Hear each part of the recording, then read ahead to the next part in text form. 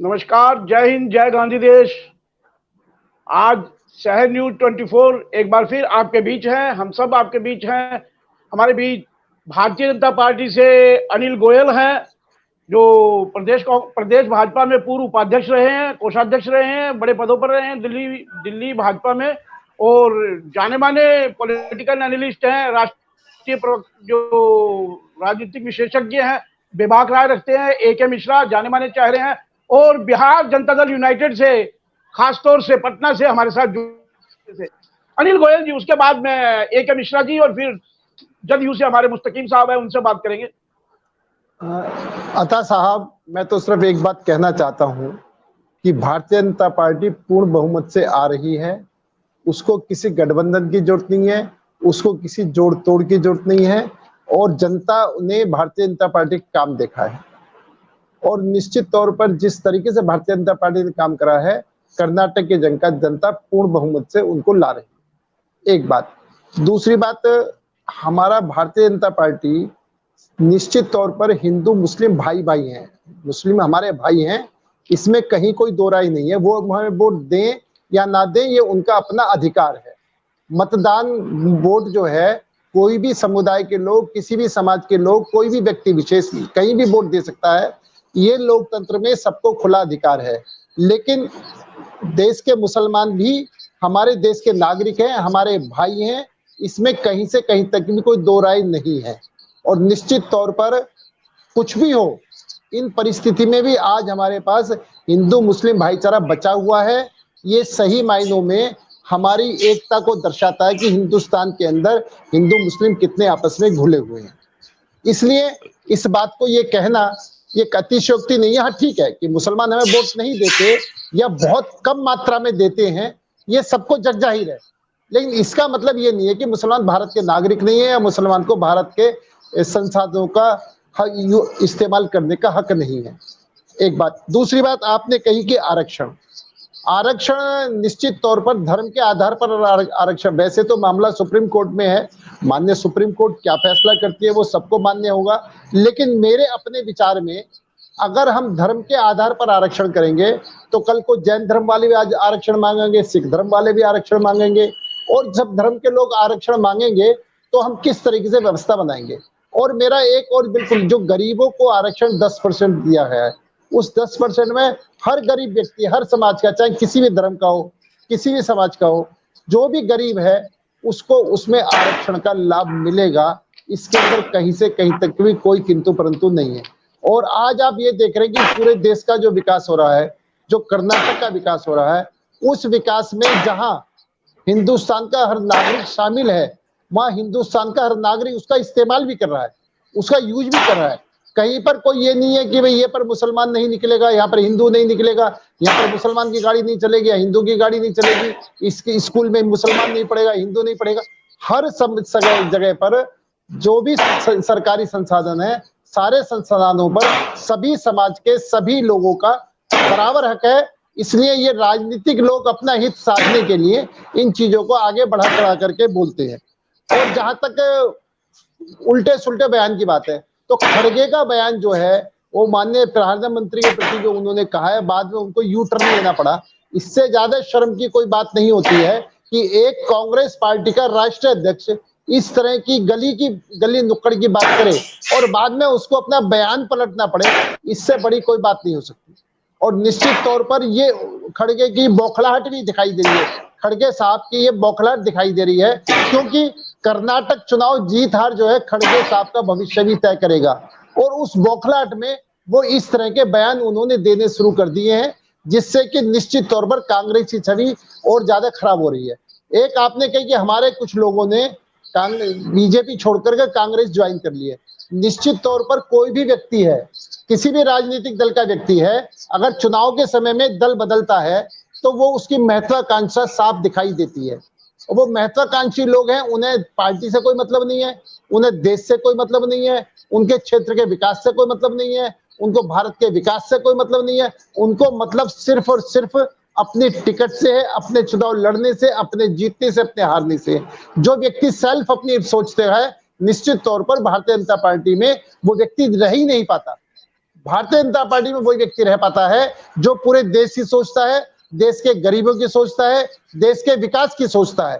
इसलिए अगर वो गए हैं तो उनकी अपनी मर्जी है, इसके मैं इसमें टिप्पणी करना नहीं चाहूंगा कि वो क्यों गए, कैसे गए, किस तरीके से गए। लेकिन एक बात साफ दिखाई देती है कि महत्वाकांक्षा जब सिर पर चढ़कर बोलती है तो आदमी सिर्फ अपने हित को सोचता है, वो समाज और देश के हित को नहीं सोचता।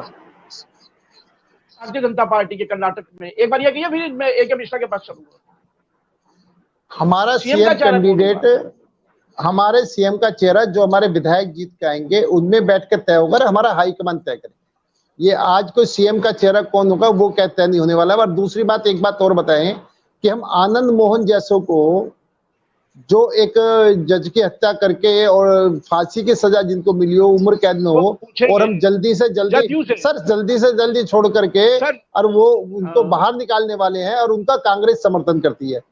तो आप कम से कम भ्रष्टाचार के मामले में या बाकी मामलों में टिप्पणी को ना छेड़े। कर्नाटक चुनाव, अरे नहीं, हाँ बिल्कुल पूछना, बिल्कुल यूनाइटेड से बैठे हैं, हम पूछेंगे। मुस्तकीम साहब बैठे हैं, इनसे पूछेंगे कि आनंद मोहन को आज क्यों छोड़ा गया है। तो पहले ए.के. मिश्रा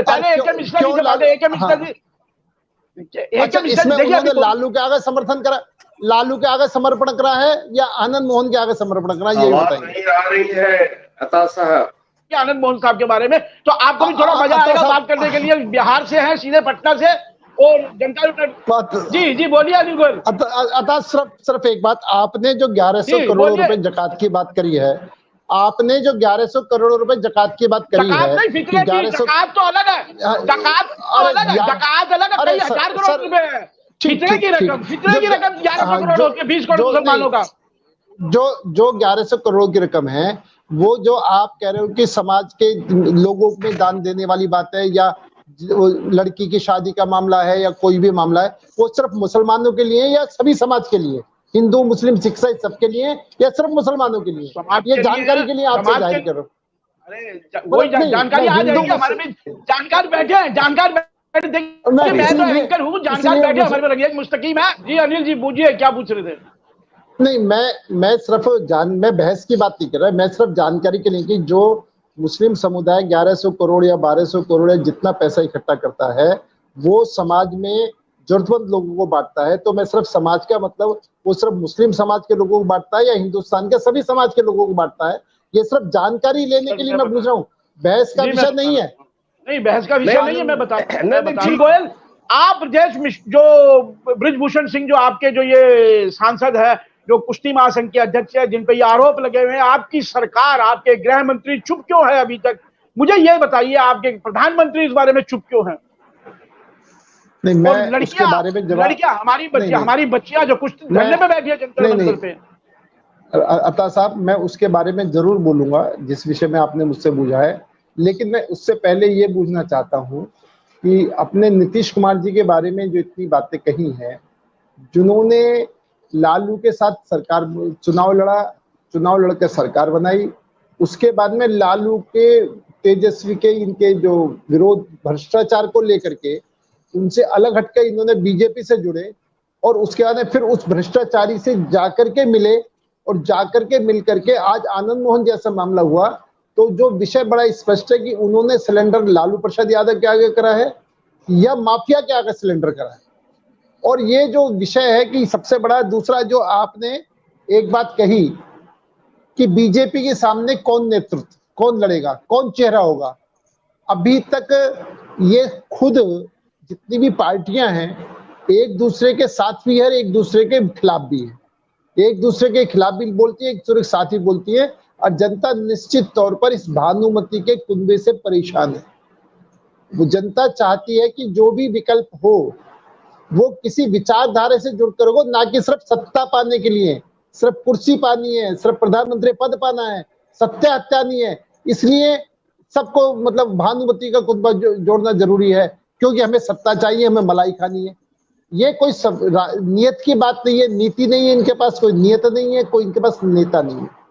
तो निश्चित तौर पर आज जनता ये सब देख रही है, और देखो इस तरह के बातों को तोड़ मरोड़ कर पेश करते हैं, उससे कोई लाभ होने वाला नहीं है। लाभ होने वाला सीधा देश के हित की बात करो, देश के बारे में बात करो, और अब ये जो ब्रिजभूषण की कुर्सी बताइए आप, ब्रिजभूषण की, कुर्सी ब्रिजभूषण छीनिए, की। सिर्फ कुर्सी चाहिए, सिर्फ सत्ता चाहिए, इसलिए किसी को भी के भी पैरों में पड़ना पड़े, किसी की भी खुशामद करनी पड़े, किसी के साथ भी जुड़ना पड़े, आप चले जाते हैं। अब जहां तक ब्रजभूषण जी का सवाल है, नंबर 1, ये मामला सुप्रीम कोर्ट में है, इसमें हमें अधिक टिप्पणी करने का कोई अधिकार नहीं है। नंबर 2, पीटी उषा भी महिला है जिसने ये कहा है कि इन्होंने जो धरने बैठे हैं ये इन्होंने ठीक नहीं करा, संविधान के खिलाफ करा। अगर कोई चीजें चल रही है उस पर जांच चल रही है, जांच का जो रिजल्ट आएगा उसका इंतजार देखना चाहिए। सुप्रीम कोर्ट में चले गए, सुप्रीम कोर्ट जो फैसला संविधान के खिलाफ, लोकतांत्रिक रूप से धरना संविधान के खिलाफ कहाँ है सर? लोकतांत्रिक रूप से धरना संविधान के खिलाफ कहाँ है? ये पीटी उषा ने कहा है, पीटी उषा, मैं पीटी उषा आप की बात बताइए, वो महिलाएं गलत कह रही है, वो लड़कियां, आप उन लड़कियों के साथ खड़ी है, आपकी पार्टी उन महिला पहलवानों के साथ खड़ी है कि नहीं? मैं ये पीटी उषा भी महिला खिलाड़ी है, वो भी महिला खिलाड़ी है, वो तो सरकार का हिस्सा है, भारतीय ओलंपिक संघ के अध्यक्ष के नाते सरकार का हिस्सा है वो तो। सुन तो लो, निश्चित तौर पर हम न्याय के साथ खड़े हुए हैं, अन्याय किसी के साथ नहीं होना चाहिए, किसी के साथ अन्याय नहीं होना चाहिए, हम न्याय के साथ खड़े हैं, हम न्याय के साथ खड़े हैं और हम लड़कियों के खिलाफ भी अन्याय नहीं होने देंगे। जो हमारी लड़कियां वहां बैठी हैं उनके खिलाफ भी अन्याय नहीं होने देंगे, हम न्याय के साथ बैठे, अन्याय किसी के साथ नहीं होने देंगे। और हमने कहीं भी लड़कियों के बैठने का विरोध नहीं करा, हमने, वो हमारे खिलाड़ी हैं, हमारे शान है, हमारी आन है और वो हमारी इज्जत है, हम उनके खिलाफ नहीं है। शाही बंगला। अनिल जी कुछ कह रहे थे, अंतिम जो क्षण है, अनिल जी आप बताएं, फिर उसके बाद खत्म करते हैं। बताइए 2024 में पहली बात तो ये 2024 में भारतीय जनता पार्टी की सरकार आ रही है। आपसे मैं जो ये कहना चाहता हूं कि चेहरा बदलने की कहीं प्रक्रिया तो आपके यहाँ शुरुआत नहीं हो चुकी है? नहीं, हमारे यहाँ कोई चेहरा नहीं बदला जाएगा।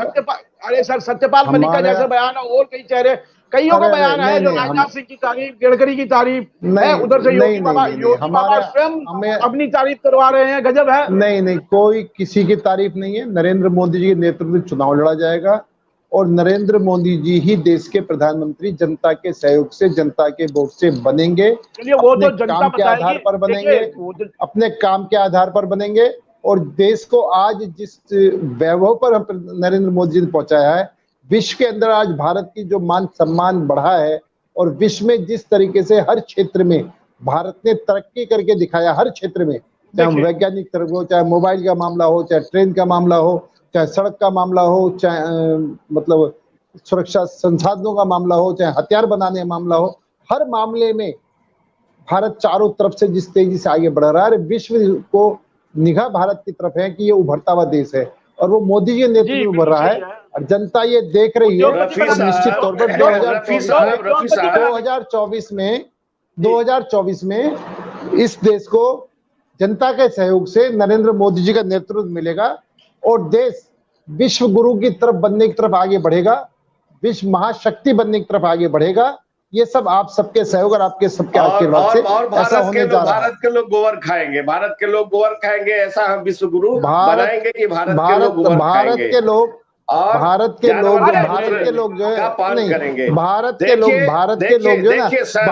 लोग जो है सर, भारत के, अरे सर पहले सुन लें, भारत के लोगों की सुन लें, बिहार के मुख्यमंत्री बनने में सफल हुए हैं, जभी तो बिहार आज पिछड़ा हुआ है, जभी तो बिहार आज पिछड़ा हुआ है।